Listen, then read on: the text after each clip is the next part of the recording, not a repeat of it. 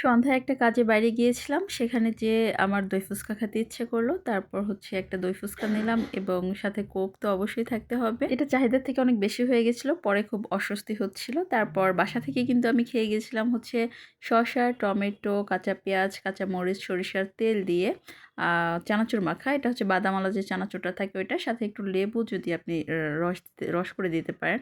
এটা আরও বেশি মজা হয়। এর আগে বিকেলবেলা যখন পড়াতে গিয়েছিলাম স্টুডেন্টের সাথে একটা ব্যাপারে বাজি জিতে যাই। বাজি জেতার পরে হচ্ছে মানে বাজিটা ছিলই আইসক্রিম নিয়ে। আইসক্রিম হচ্ছে স্টুডেন্টের জমানো কয়েন দিয়ে কিনে দেয়। পরবর্তীতে আমি দোকানদারের কাছ থেকে কয়েনগুলো নিয়ে আসি এবং পরবর্তীতে ওকে আবার গিফট করে দিই। ওটা ব্যাপার না, ব্যাপার হচ্ছে বাজিতে জিতেছি এটাই। এরপর যখন বাজারে গিয়েছিলাম সন্ধ্যাবেলায় তখন হচ্ছে এই মিষ্টিটা আমার অনেক বেশি প্রিয়। এটার নাম হচ্ছে আমিত্তি বলে। এটা আগে লাল লাল পাওয়া যেত, এত মজা এটা খেতে।